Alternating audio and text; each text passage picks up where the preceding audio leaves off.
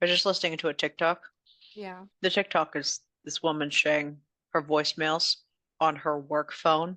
Oh, fun. She's a real estate agent. So this man got her real estate card Oh God. and left her the most obnoxious message. Basically, like, you should be so lucky that I chose you. I have 6 or 7 women approach me daily, and I'm the one approaching you, which I know that everyone around you was jealous. And it's because you are elegant, and elegance is hard to find. And I recognize that you might not get this because it's the weekend, but I expect to hear from you on Monday or whatever, and blah, blah, blah. And he kept going and going. And then the next message is Wednesday, and he's pissed because he hasn't heard from her. It is 4:30 on Wednesday, and I have not heard. And you might have left early. Some people think that's okay. And I'll grant you that if that's why you're not answering your phone. If I don't hear from you within the next 24 hours, you can just forget my number. Like, I am no longer interested. I am an intelligent man. Oh, are you now? And all I can Men are think of wild. is this is why I read about fictional men. I want that stated right now. This is why we read an alien romance novel this week. She's just been killing it with the segues lately, guys.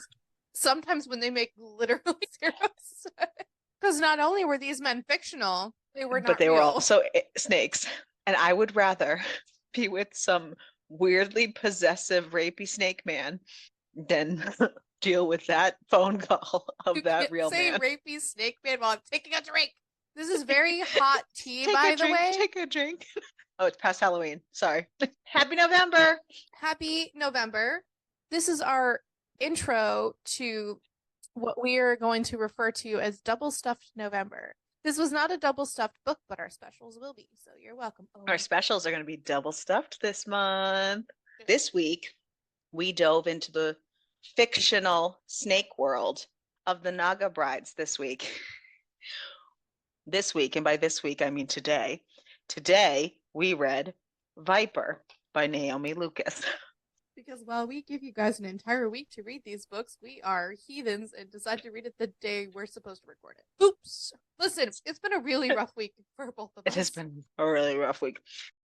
Viper is a space alien snake hybrid That lives on Earth. But so this takes place 1,500 years in the future. think Earth, but desolate. Yeah. With some tail action. I was And it's so funny. disappointed if there wasn't tail action, and there was. We already called that. So, this book, the whole premise is a little sketchy. Let's just put that out there. Yes, it's aliens. We have to. It is Snake Planet barbarians with less consent. Yeah, let's get into it. So, I will say off the bat, with the girl, she gives me vibes of that girl that I hated in Ice Planet Barbarians who got eaten by the bird. So, Viper Tell me has Gemma as its female main character, and Vriksha is what I was calling him. Welcome to another episode of us fucking butchering all these names. We gave it to you with I'm half of a calling king. Yeah, Vriksha. Vruksh. Vriksha as our main male character. And I'm going to give you some backstory on our world. Our world takes place on Earth. It is at least 1,500 years in the future. Humans had continued to progress and develop until an alien race came down and offered to assist them and develop new technologies with them. And things were going all hunky-dory until everyone got a little power crazy. So there was some upheaval and things got heated, and then the alien race turned on the humans without the humans realizing and offered them this huge piece of technology they just could not pass up with their greedy little mitts. So it was kind of like a Trojan horse, basically, because it ended up being to the humans' demise. They offered them all this technology and then pieced the fuck out while the humans all perished by it. And so then Earth became this desolate land where nothing really could thrive or do anything to. And the only humans that remained were humans that were living in space at this separate space station. And they basically just had to watch their entire race and planet blow up and burn to smithereens. Now, fast forward 1500 years later, and the Naga race have been living on Earth for as long as they can remember. And humans have now charted a expedition course to Earth to see if they can uncover any of the remaining technology that they can, because they are now in a war with this other alien race, and they are hoping that some of this alien technology that might still be there can help them with this war. So they set out a course to Earth to explore and see what they could find. And Gemma is one of the people that are on this ship that have come to Earth. They have set up at an old abandoned military base, and Gemma's pretty high up in the rankings in their little army squad. She's not the leader, but she's pretty high up ranking, and she has sacrificed a lot and has worked really hard to get to where she is. And as the ship came down and they were kind of gathering there at the military base, we learned that the Nagas are a breed of like snake-like aliens that all have their own clans, I guess, for lack of a better word. And the last remaining viper that we know of is Ruksha. And he is all red, like brilliant. To describe him, I think is like a ruby red. And when he saw Gemma come off the walk plank thing from the ship, because I know words are great. Woman mind. Because she has red hair that matches his scales, and he is just like, she matches me, she must belong to me. And that is how this book basically starts. Yeah, that's how this book begins. So we legitimately open our scene with the Nagas all at basically like a committee meeting, fighting over the females that they have spotted in this encampment and how they're going to acquire them. Which, in case you were curious, they hump them, which is wild to me. It gives me very much. Wait, what did you say? They what them? They hunt them. Oh, hunt them. Yeah, okay, sorry. I thought you said hump them for a second. I was like, what? They do that later. It reminds me, this is going to sound so dark because it reminds me of hunting Adeline when she escapes out of the thing, and for the culling and everything, when they like, I don't know, culling almost. Shoot the women. Well, don't shoot the women in this because they do want them, but they still hunt them. Well, we're getting a little ahead of ourselves. I'm sorry. I know. No, that's okay. At this meeting, we find that there has been a little bit of a unrest, we'll call it, between the different clans. They don't all necessarily get along, but they've come together under a guise of truce to work together as a team to acquire these women. And for the record, there are a lot of these dudes, and there are 3 women. They've only seen 3. They don't know if there's any more hidden in there, but they've only seen 3. And so their solution to that, they've come up with this plan together, is that they are going to offer the technology to the men of the humans, because specifically they said, yeah, she's breaking out the Kindle. because ho. Specifically, they said, we were stronger, larger than their males, and thought that because of that, they should be ours. So just know, this is what happens when men decide that they can rule planets, is it descends into chaos like this. We are stronger and better, therefore those men should not have females, we should have them. And I was just like, excuse me? This is why when women run things, we put the men underground, and that's it. And so they were discussing how they were going to divvy up these three women. One of them was like, well, we'll let the women choose. And they all shot that down. They were like, we will not honor their choices. Because If they're weak, my pathetic female women. were to Bruh. choose anyone over me, I will kill them and take her.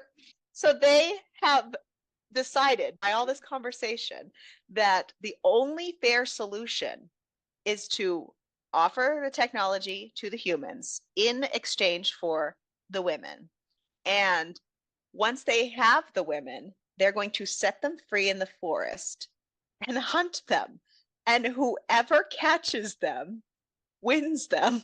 And they are now there. I'm just going to say this right now. Listen, I am all for some CNC action. I am all for some caveman, she be mine bullshit in fictional worlds. However, the beginning of this book was a lot. Definitely left a little bit of a sour taste in your mouth as you were reading it because of the way you didn't even like know these characters yet. And they were just like, no, she's mine. I don't care. The end. Not to compare, but we do anyways. With Ice Clan and Barbarians, yes, they're very, I want that woman. But if the woman doesn't want them, they're not going to murder the other one to have the woman. See, and I was okay with that. I was okay with that. I was on board with that. I just thought it was a little excessive and repetitive and You want to talk repetitive? like, I got one for you. oh. Mario's favorite word. Said 60,000 times. Running's back again. Running's back. Tell a friend. Don't tell them. Don't. Kill them. So listen, I'm seriously not talking down this whole thing. No, it was a good book. The premise of this book had great potential. I was just saying that even as somebody who genuinely is all for that shit, it just came on a little strong in the beginning. I was still on board. Don't get me wrong. I'm just prefacing that because I know that I'm not always the typical demographic for all this stuff because I can get a little bit like, ooh, violence. Whereas not everyone. Chase after me in a forest. Do it. Right. I can get a little bit like, oh, she's getting kidnapped. Awesome time. Whereas not everyone has that kind of vibe. She loves a good kidnapping vibe and a really good Stockholm syndrome vibe. Right up. Which part of this I felt really was a little do. Stockholmy. So. Well, because she couldn't. It was like she was being drugged. Okay, we'll get there.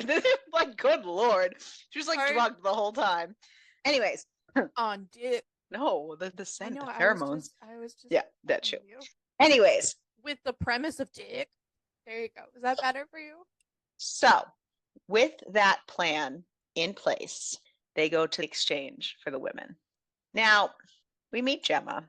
Gemma is not happy. Crystal's not happy either. She is beyond peed that her boss would offer her like a slab of meat for some alien tech. I do agree with her on that part. I'd also be a little pissed. She understands because she's high enough in everything that she understands how important getting this information is, and that in war sacrifices need to be made sometimes, but that doesn't stop her from being pissed that she's the sacrifice. So we learn that it's her and Daisy, a low-ranking officer, and then the third female is pregnant, or we are told that she's pregnant by one of the other crew members, and so she cannot go to be traded. And I did appreciate that even the Naga were like, we will not take a woman who is currently with child, basically. Even they there were a couple of them that wanted it. True, but a lot of them but most morals of them and standards there with that. So the exchange was made and the hunt begins. Daisy and Gemma, the two women, run off together, but Daisy is caught. In that instance that Gemma is found alone, she has a moment where she feels like she would rather die than be caught herself, and she raises her blade up to have that happen, but the blade flings away because Ruksha has the right to claim his bride. You're just like, nope, nope. Girl. Yes, he has come and never mind. Except, oh no, there's a flaw in this plan. Because he thinks he has won, and all of a sudden, he is taken from above because another, And not in the fun way taken from above. another Naga dude named Trying to Azot get accent to it. takes her, and he is like a tree hugging snake, so he is comfortable up high in the treetops, and he flings her up and shoots her away, and they are going at the speed of life, and What was she's that like, again? What do they do? what? And it's all and moving all around and trying to break free, and he's like, you're gonna fall. Stop doing that. Then she's doing it more because she's like, I'd rather fall, bitch. He stops with her because she's wriggling around so much. And he's like, quiet, he'll hear you. So then she screams because she's like, well, I'd rather you guys be distracted by each other so I can be free. So Ruksha hears, and Ruksha comes straight away to rescue his lady. Then they fight, and they're fighting, and she gets it in her head as they're bickering and fighting about each other that she might be able to play this situation to her advantage. She's smart. She's trying to see how she can manipulate herself out of this. And she thinks that Azot might be a little bit more easy to manipulate, and that she could get him to agree to let her back to her area so she could get word to the main ships, because she was convinced that if they only knew what was going on, that she could get herself out of this situation, because there's no way that they would sanction this all to be going on. And she's like, well, let me choose. At first, Ruksha was like, no fucking way. You're mine. There's no choice. You get no choice. She'll pick. I'm clearly the better choice. Well, she's only my mate. And he doesn't realize that, no, she thinks that the other one's more easily to manipulate, so she chooses the other one. He got real fucking offended. So the other one's like, hand her over. He gets like this evil little conniving grin. But Ruksha's like, no fucking way, and he books it with her. He just steals so her Girl and Scout. takes off. It's like, There's your kidnapping. I know. And he fucking books it. And she is not doing well. They're going so fast. But his scent lulls her because she's so exhausted by this whole trip and everything. His scent lulls her into exhaustive sleep. And he can't get to his den in one travel with her. So he stops for the night in this abandoned parking lot that has these cars. And when she wakes up, they have this whole hash out where he's like, well, I'm going to fuck you. We are mates. And she's like, humans don't have mates. I don't choose you. I don't choose that. Which is, yeah. He's like, fine, I'm going to show you what you do to me, and this so that you can see how I feel about you. And he whips out his he's dick. deranged. He whips And out. meanwhile, it's like sheathed in. We were questioning where the penis was when we were looking at the pictures, which I had a feeling, because if you remember back when we read the Milking Farm book, yes, do you remember the Mothman? That's how his came out. So I had a feeling it was going to be similar to that kind of vibe. We learn that when the Naga race encounter that desire to mate, their scent changes to attract a mate. And it's ridiculous. It's like drugging her, because it's basically sucking her. It's like a succubus. It's like a siren song to her. It's messed up. Anywho, he whips out his manhood and shows her how engorged he is and how like happy he is to see her, and how because hard that is she the makes rational thing to do. Which, on the strangest level, she's impressed by it. She's like, men don't do that. She's like, why do men not do that? Because why do men not do that? Do you want to know why men don't do that? If a man just walked up to you and whips out and goes, look what you do to me, you'd call the police. That's why. It's very illegal. And B, penises are not attractive. We've been over this before. You I don't know, think but I need penises to are attractive, reiterate it. but you're not the only person here. Yeah, but okay. Other Hear me out. people don't. What if they whip it out and it is the size of a chapstick? Are you going to be like, oh, yes, baby, I've take had me? that happen to me before. So he proceeds to start jerking himself off in front of her so she can watch him please himself, so that she can see how she makes him feel. And she is mesmerized by this. Can't even look up She's the. mesmerized by this. She's dickmatized. She is dickmatized by this. Yes, Fuck that's my yeah. new favorite word. Thank you. Thank you very She is dickmatized by this performance. And it's something. And it stays in her brain for a while too, because like all she Yeah. can think of is, wow, that dick though. Yeah. And she has trouble sleeping because all she can think Because of all she can think of is the is dick. that dick though. Because that scent is drugging her right up. He is not afraid to use his tail like a third arm, as she calls it, because he like maneuvers her I was around gonna with say it. third He leg, but like the boy doesn't have a leg. right. Well, but she's used like a third arm, a third leg, whichever he needs at the moment. But I sat there and I looked at that coat and I was like, I didn't think he He had doesn't have legs. legs. After the evening, where nobody gets some rest because everyone's stigmatized, they end up being able to travel the next day to Ruksha's home, which is an old airport. And it is a bunker under the ground And it was at so an old funny airfield. because yes, this takes place way in the future, and he's talking about how there used to be planes here, and she goes, "You mean airships?" He goes, I mean, "No, ships. Yeah, she calls them ships. planes." And she They was get against us. not all of them did it, and I was a little. I wish there was more. I was a little annoyed at some parts because I'm like, oh, all right. I How wasn't. long? It's a I was snake sitting man. here. I'm so glad I'm not listening to this on audio because this would take forever Do for you every want to sentence. know what this is in perfect preparation for? I'm so sorry for this. Reputation. Taylor's version of Reputation.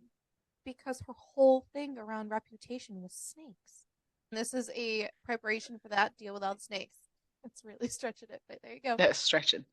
Don't care. Crystal knows how to stretch. Okay. Listen, well, Anywho, you know, at she least is I not. stretch myself and don't have something else stretching me in preparation. Oh, we'll get there. Gemma is not a fan of Ruksha's home, and she is claustrophobic. Therefore, she does not like his bunker, and she's not super Does duper Gemma happy. like? So he shows her his orb that he has, that it's these little robots. Like an and actual he, orb, not his balls. Yeah, he already showed her those. And he has it show the threats that are in the area so that she sees, dude, you want to be in here.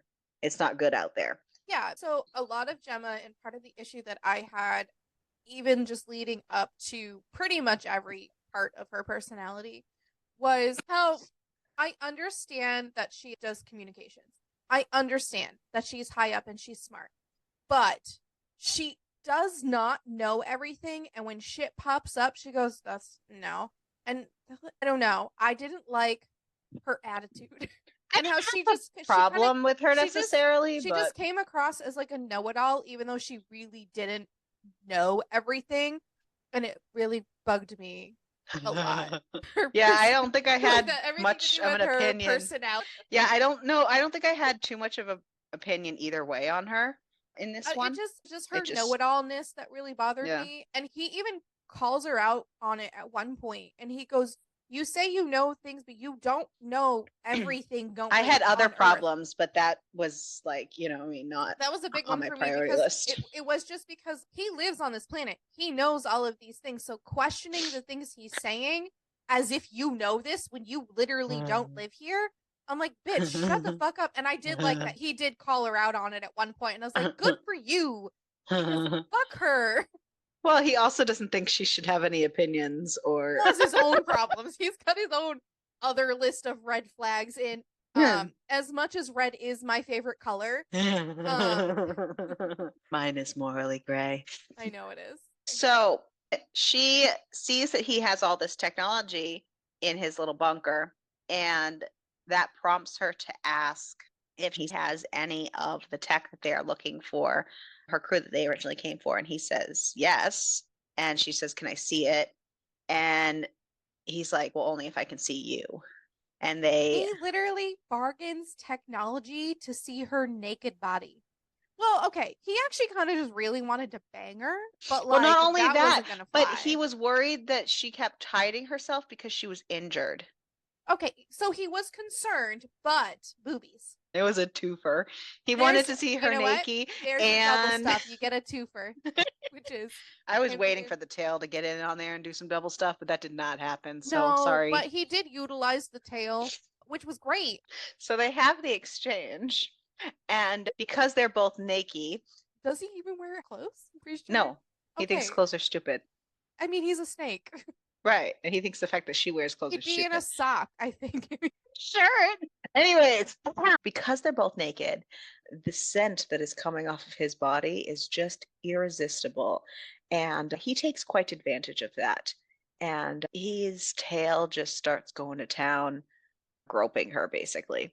And then he goes a little downtown and then he starts stretching, trying to prepare. He's preparing because he knows that they are different species, as she keeps putting out into the universe repeatedly. And he goes to fully complete his happy days, and she's like, hold up, wait a minute. Need a little bath first. Because she says, I haven't bathed in 3 days. So he says, fine, we'll bring you for a bath. And she says, right now? Yes, right now. So he takes her to the creek, bathes her. Now they're wet and naked with all this scent, and nobody can wait any longer. And they go down to Pound Town. The consent is a little weird in this book. It's really weird. So they are sated and happy, and they both kind of drift off, standing up, still joined in the creek. I don't understand the mechanics of it either. But I that's don't get it. okay. Listen, it's fine. This is an alien book. It's fine. And I don't know if this is the time for my rant or if it should a take place rant? later I love a because good rant. every single goddamn smutty scene in this book was in the male POV. Every single one. And they had great potential, but it was lost when I was fucking irritated that every single scene, the first one started out that it was going to be in hers until she was like, nope, stop. And then every single actual scene where they actually did anything was in the male POV every single fucking time. You tell me what percentage of clientele are men reading this goddamn book. I want statistics. I want statistics. And I want to pose a question to authors in general. Is it easier To take themselves out of it and just to write it in the male point of view for some reason? it must be. We've noticed it a lot with a lot of books that there are a lot where either the first time is in the male POV and then it will switch over to the female POV, or we'll have books where it's solely in the male POV, as is the case with this book. So is it easier? I don't often write it find that that it's way? solely. That's why I'm so irritated No, with this I one. know there are some out there. Well, I'm just saying in general. Yeah. So is it easier to write in the male POV when writing a book, or is it just coincidence that ends up happening? I'm very curious. It's a good question. Like how, if, because we've seen it so many times that a lot of first scenes or a good majority of scenes end up being in male POV. And like you said, maybe it's because they need to take themselves out. I don't know. I would think, Yeah. like, as It's a a good woman, that question. it would be easier to write it in a woman's point of view, but also at the same time, I'm not a writer. I don't know. So I don't know. There's a As a reasoning reader, behind it. I want the female point of view Right, most of the time. like, I put myself into Yeah. books. So having it in the female So POV is I nice, but get I'm just super curious. frustrated, especially when we have scenes that have really good like potential and they could be really good scenes. And Yeah. then it's just the male point of view. And I'm sitting here. It's like putting on a porno where the cam is in the male body. You know what I mean? That's what it's like. And I don't care how good the scene is. It's stupid. I know we have authors that follow us and have watched our videos and stuff, so I'm just curious. I'm not trying to literally bash anybody. You just with. just curious, yeah. We're just curious, is there a reason for Right, especially that since, choice? like we said, these are good scenes. Right, but because we're like, they could be better if. Right, because if we understand it, then maybe we can understand it a little bit better than And being go into frustrated it every single time. right. And go into Without it that knowing frustration. the reasoning behind Mhm. the specific choices when it comes to writing smutty scenes. Yeah. So, I mean, No, it's good. So they're in their sexed up stupor in the creek, and there's somebody in the woods. And Gemma sees somebody, and she's like, "Wake the fuck up, dude," which kind of irked me for a minute, because isn't he supposed to be this, Yeah. you know, hearing all she's the the one things and who, protect her. yeah. Yeah. You know, a But dude's got to whatever. sleep. He just fucked the shit out of her. And filled not her only that, with- but he hasn't really been sleeping for days. No, and he, filled her with his spill. So there's that. Lots I don't and know why lots. that's such And a it weird never word to stopped me. coming. And it never stopped. Literally. It never stopped coming. And it never stopped coming. Literally. So in the woods was a death adder, which is another type of snake of the Nagas. And the death adder does not believe that anyone should be taking women of any kind. He does not think that anyone should have mates of any kind, because Naga women, once they impregnate and have their litter, they die in childbirth. It just happens every time. So they have died out, and many of them believe that they should not be taking mates because of this, and that it's just cruel. The Death Adder is one of them. So he is angry seeing a woman with Bruksha, and he thinks, oh, you're putting somebody at risk just because you want to get your dick wet, type of deal. And so they fight. And you know what? He is the only True one who facts. makes the most sense out of everybody on this Dude. planet. Take me. I'll go with you instead. I understand you Right? got some scars going on and I issues. was gonna say he's the angriest motherfucker, but honestly, right? Like, I Pretty know sure that he gets you've a got book like I know also. you've got one eye, and I understand the anger and the scars and whatever, but I wouldn't. He's be also the mad. baddest motherfucker that they That's have. okay. I bet you he wouldn't hunt me down and give me no choice. I would have to hunt him down. He has a book. I'm curious. He does. Oh, cool. Sounds great. Yeah, No, I like him. I'm curious. So they Not fight us it out. Not us having it for like the supposed villain of this book.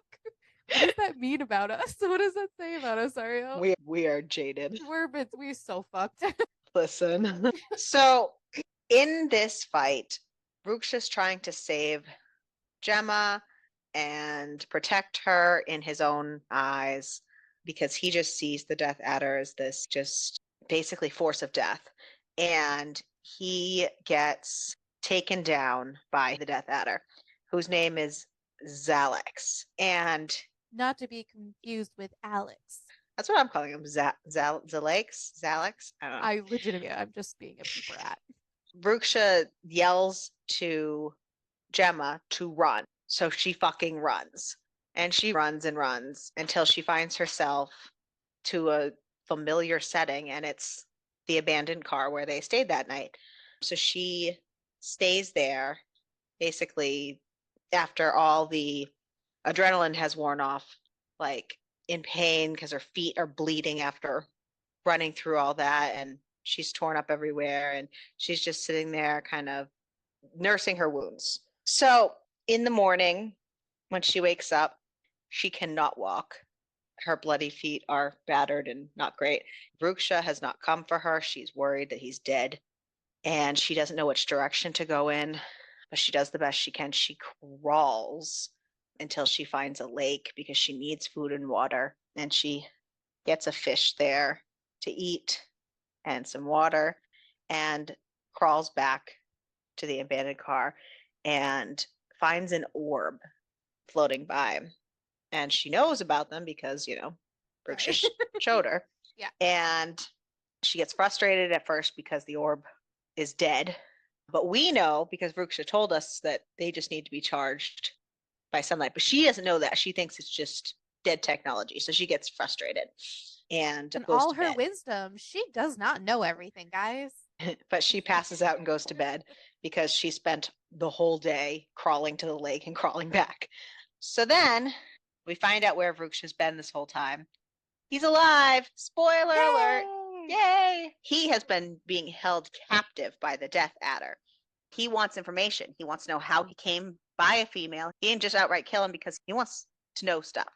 Because he didn't outright kill him, it gave Ruksha, once he comes to, the opportunity to get loose and fight him and spray venom at his eyes and take him out of commission. And what we think of as him killing the Death Adder. Yup. Then so he sets about to track Gemma through the woods. And then he sees drones fly by. And he's like, somebody's got to activate those. It must be her. I'm hoofing it. He's super injured, by the way.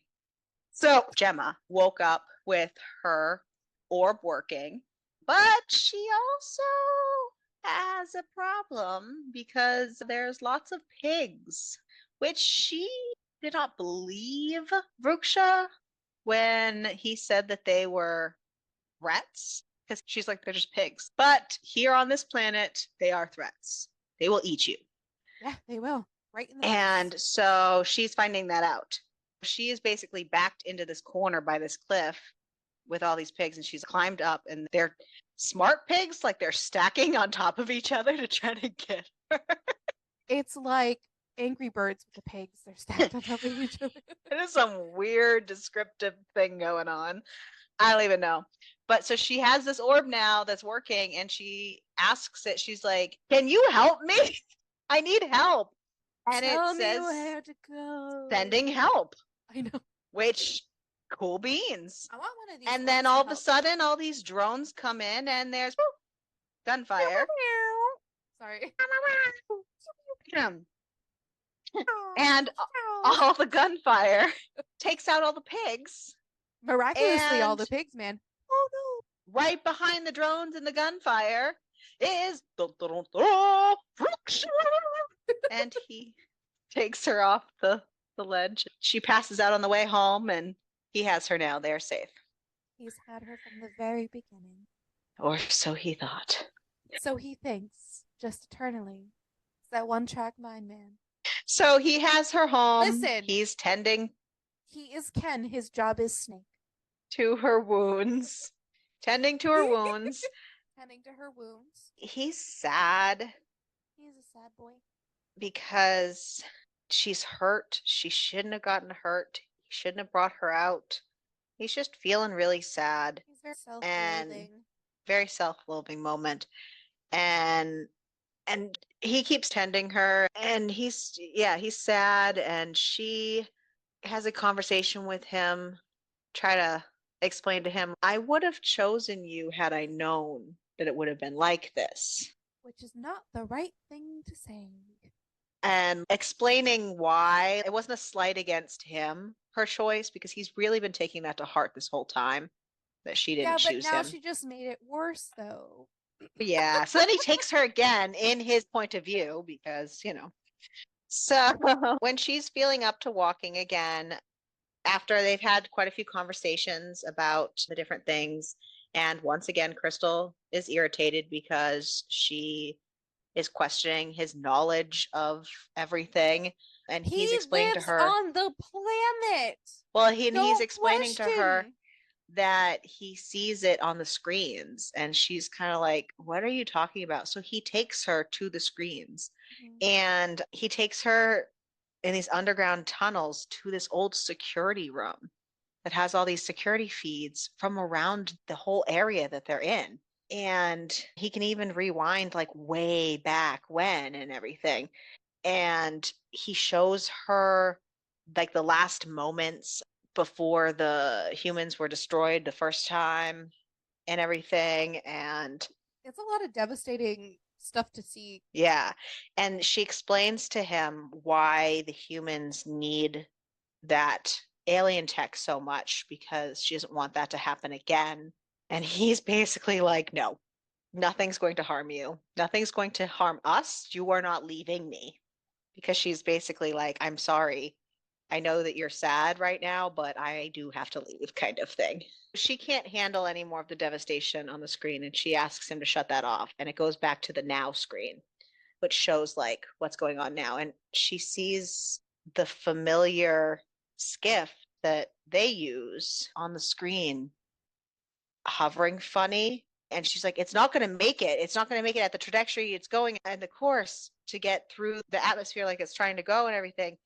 And she sees in the ship the blonde hair and she's like, it's Daisy. Oh my God, it's Daisy. And she freaks out. Like, we have to save Daisy. We have to do this now. Like, you need to do this for your mate. She pulls And he the was mate so card excited because she's never for called about him. 5 seconds. Yes. Listen, let him have the 5 seconds. He's so and excited then because she right, calls him so his excited mate. because she called her mate for 5 seconds, and then it was like, oh, she just manipulated me, and then once again needed to leave me and my nest to go find someone else because someone else is more important. This poor man. He's got some self-esteem issues. Yeah. Well, everyone in his life abandoned him. I'm aware. I'm not saying that he doesn't have a reason to have them. I'm just saying. I know. We learned that his whole family basically abandoned him, which is a huge plot hole, and I'm not. I know more. What the fuck happened? Yeah. So they pack up, get ready to go. They use the orb to ask what predators in the area so they know what they're going to encounter on their way. And they learn that Zalex, the Death Adder. Guess who's not dead? Right? Which is an odd, can't kill random me, bitch. piece. We didn't see him die on and Vrooska kind of like shrugs. He's like, yeah, that happens all the time. Okay. Cool, I guess. And they're on their way to go try to find Daisy, and he has his little temper tantrum about, you never choose me. And it's sad. It actually is sad. I shouldn't say temper tantrum because it is sad. Like, his whole family has abandoned him. He's the only one left. It's sad. His sisters were sent somewhere and we don't know anything, and his dad just disappeared and we don't know anything. And there was all this lead up about all that and then just nothing ever, which was a major weird plot hole. And if it was to be contained in this one book. Gonna ignore some of them. So this book is for Sundays because it is a little holy. We're going to hell for that. We could add it to the list. We were already. We'll add it to the list of the reasons we're going to hell. That's pretty low on the list, Crystal. Anyways, so they're on their way to go to the area to go find Daisy, and they hear someone screaming Daisy's name, looking for her. And it is Zaku, the ginkgo ra type of Naga.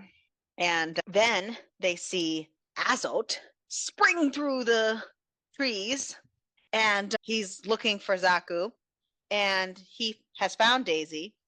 She's burned, but she's asking for Zaku, and they're like, well, we need to go too. Then this other snake dude, Krelly or something like that, randomly shows up, and he's all, ooh, woman. And Brooks just like, my woman. But she fucking steps out in front of him and is like, you can't have me. I'm his. And he's all, my woman. And then, as quick as the dude came out, he just slithers away. So I'm absolutely not sure what that scene had to do with anything other than to just pimp up Brooks's spirit for half a minute. I honestly think that's what it was for. Then they find Daisy, who is freaking burnt marshmallow and not doing so hot. Or she is doing so hot. It's not good. This reference, so never mind. I'm gonna say it. It's like Anakin from Star Wars when he gets burnt to a crisp and then becomes Darth Vader because Obi-Wan's standing over him like, I have the high ground, and Anakin's next to lava and he's getting all burnedy. So they try to aid Daisy as much as they can, and they're like, we need to cool her off, blah blah, she needs a pod. We need to get her to a pod, like a medical pod. Yeah, right. And Zaku's like, I have a pod. So they whisk her off to Zaku's den, and she's making a good recovery in the pod and doing great. She finally wakes up a little bit to have a conversation with Gemma, and Gemma finds out that the whole skiff was shot down. The Dreadnought, which is their main mothership up in space, the one that Gemma was like, I want to contact them and let them know what's going on, because they can't know what's going on down here. They can't sanction this. They fucking shot down Daisy's ship, and they knew what was going on this whole time. So also another plot hole. Why was Daisy on this skiff? What was going on? So then Gemma and Bruksha head back to their den. but it's going to take them a little while because they're pretty far away. So they have to camp in an abandoned building for the night. And they finally have some alone time together. And she says the stupidest thing where she goes, I didn't know this until 2 days ago. Apparently, all the Naga males have a knot on their cocks, one that expands and fills continuously until they spill their contents. I'm fucking Didn't she sorry. just bang him? Repeatedly. You didn't know this, yet in the first fucking scene, before he even fucked you, you explicitly went into detail about the fucking knot on his fucking dick, and that's why partially why you were afraid to fuck him. But you didn't know about this until the end of the book. Even though you fucked him several times, even though you've spelled it out to us on page that you knew about it. So then, after they spend the night, then they go and they stop at a cave. And she's like, what's this?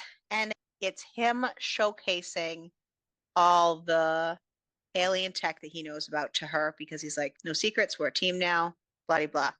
Great. Then the book fucking ends. That's just it. There's no more story. That's just fucking it. I'm sorry. It's just abrupt fucking ending. But hold up. There was an epilogue.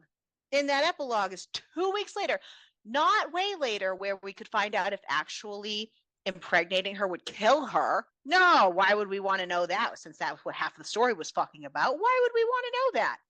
No, this epilogue is just about the third chick, Shelby, who was supposed to be pregnant, is trapped under the fucking base with, quote, him, and they found something huge.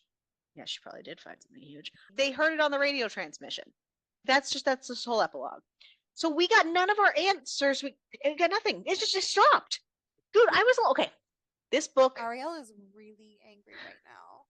Okay, this book had great premise. Yeah. The story had a great story concept. Even the smutty scenes had great potential. But you put them all in the male point of view, and then you gave us all these story ideas, and you brought us along for this ride, and then, I don't know, just stopped telling the story instead of a to be continued or anything, or let us know you had to continue the story in the next book or anything. No, it was that this is a standalone, and then just, oh, story's over. Didn't finish the story arc in any way.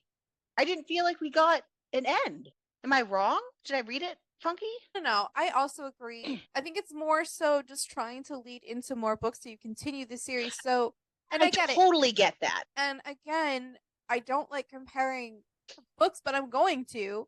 Whereas, as plot holy and other shit that Ice Planet Barbarians can have, the problem is we read those first before we read any of these.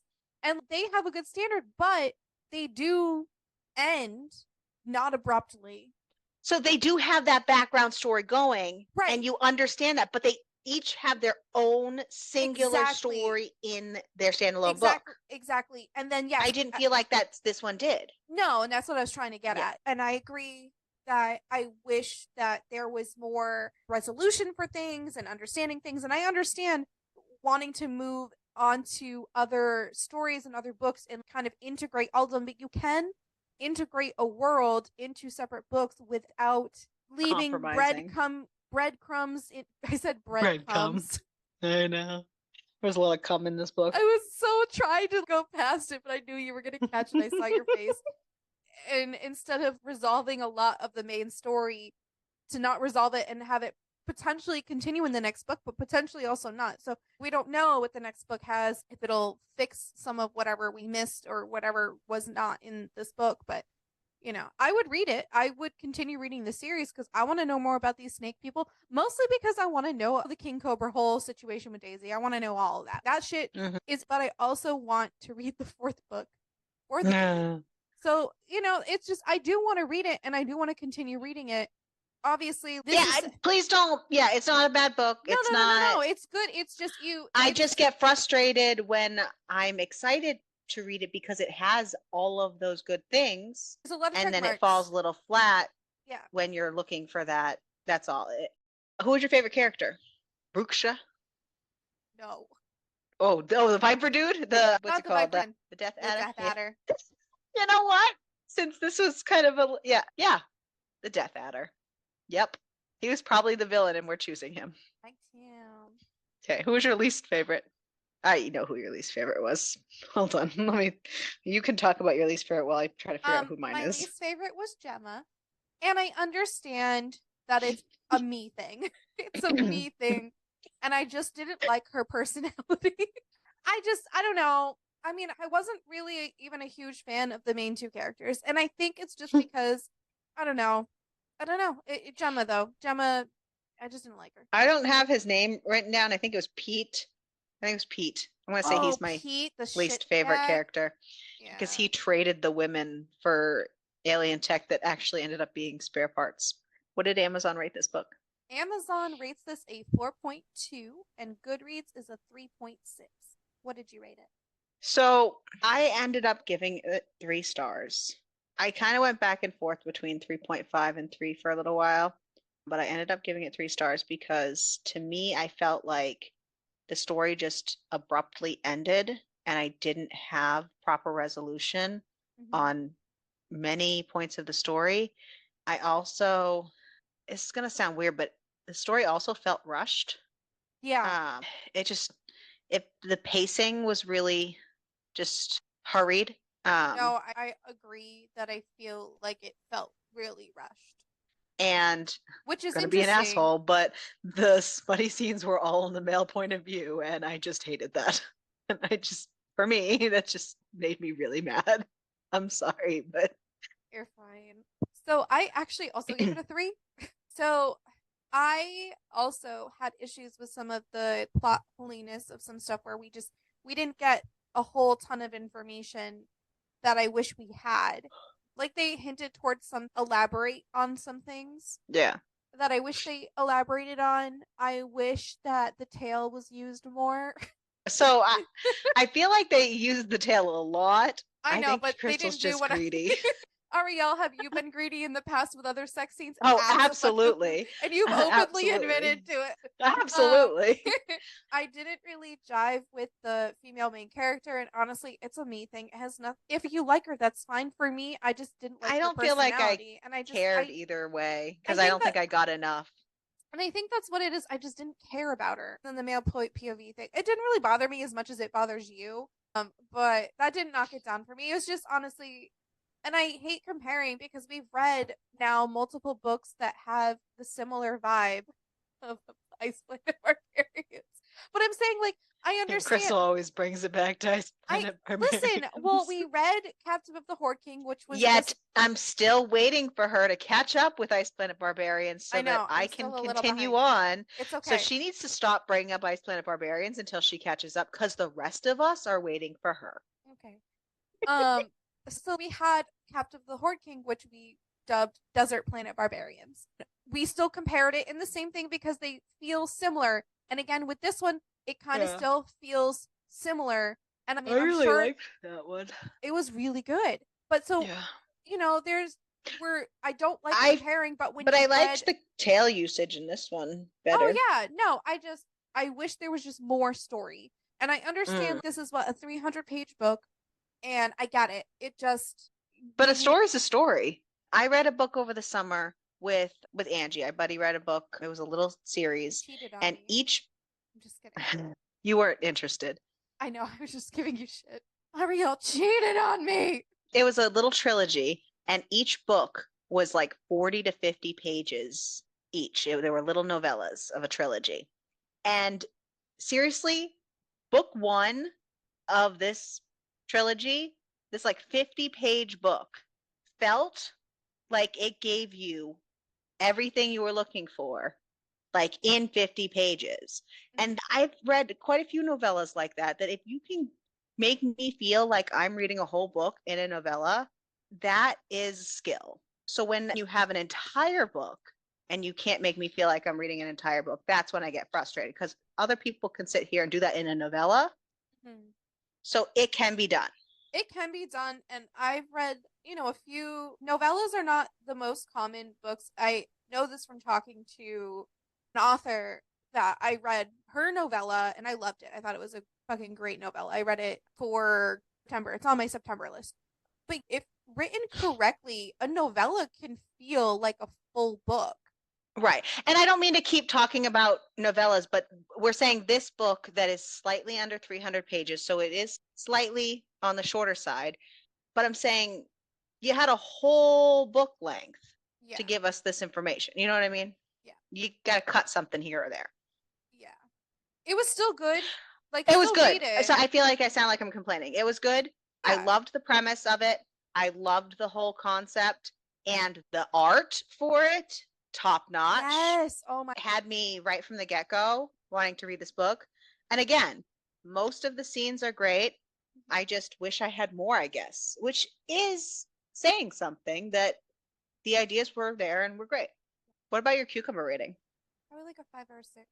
So I I feel maybe, like we maybe I'll only go higher, had, but I don't know. There wasn't well, a we whole. only had like 3 full scenes, and they were all in the male point of view. So we Jeremy, didn't no, have Ariel's gonna that mark it down more variety. because of that. Well, we didn't have that kind of variety. So lack of variety counts for things. But we did have variety in he has a tail. He used his tail. He used his fangs. Yes, he did. He utilized what he had, which was Right. really So I'm nice going because to give it we don't a get that in a lot 5. of we don't get that in a lot of books where we get teased about it, but then we don't actually get Mhm. the thing. So yeah, I'll probably go with a 5.5. Yeah, I'm going to go with a 5. We had some variety, but when we had some stuff that didn't have variety, and we only had 3, I want to say 3 actual scenes. Yeah, and honestly, if they had at least thrown one scene in there with a female point of view, I probably would have Oh, her.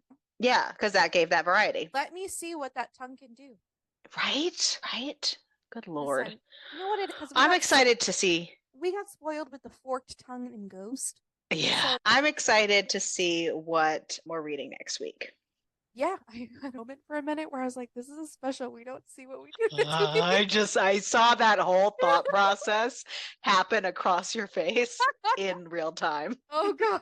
So it's Wheel of Fate time where Crystal sometimes gets her shit together and remembers that this is not a special week and we actually have to spin a wheel for a brand new book. And Ariel just gets to see the whole range of emotions on my face and you just get to hear about it because this is not a visual medium, folks. Sometimes. Follow us on social media. Speaking of social media, what's open, Ariel? Facebook. Facebook group is open. Join us. It's in Join our us link to tree. chat. Yeah, Join us to chat about book books, things. about episodes, anything. Yeah. So join it. All right. So Wheel of Fate. Let's go.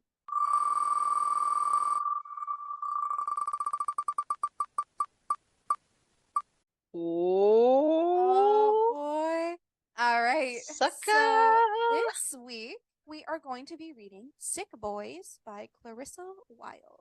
I didn't believe them when they said they would corrupt me. I was wrong. So wrong. The night my sister died, a piece of me died with her, so I made a vow. I'm going to enroll at Spine Ridge University just like her, find the person responsible, and make them pay. Until I meet 3 sick boys of the Skull and Serpent Society: Felix, Dylan, Alistair. Rude, heartless, vicious guys who are obsessed with making me regret I ever stepped foot on campus. They make me a deal. My body in exchange for a glimpse at their violence. Refusing them is impossible. Denying them is insane. They're rough, greedy, and every second with them is filled with depravity. Their venom is jabbed straight into my heart, and I'm sucked into their world, all for the sake of revenge. Until it becomes something more, something priceless, something all 4 of us would kill for. Sick Boys is a thrilling, new, dark bully, reverse harem romance standalone by New York Times and USA Today best-selling author Clarissa Wilde. Warning: this book includes scenes that may be disturbing to some readers. Please check the list inside the book. So, funny story. This actually was not a me pick. This was a you pick. I was going to say, I'm pretty sure this was me. Yep, it was you because I don't do bully romance. I know, but we are next week. We are next week. It's a chunky boy. It's over book, 500 pages. Yeah, it's bigger than the past few books we've been reading because we've been reading some books in the 300s. So this is a bigger book than we're used to reading lately. All right. Join us next week for Sick Boys by Clarissa Wilde. And yeah, we'll see how we both handle bully romance because it's not really up our alley too much. You'll have to let us know if it's up your alley. Yes, with that, also join the Facebook group, continue following us on TikTok and Instagram, and subscribing to other things. YouTube, there's no actual videos there. It's just more audio, guys. Just a different Eventually. medium of ways It's to just a be able medium. to. Yeah. I mean, it was brought to my attention by a couple people that they needed other ways to listen. So YouTube is a very popular one. So all the audio's on there too. Yay. All the things. All right, we will see you Mhm. next week. Make sure to keep Yes. reading. And keep it smutty.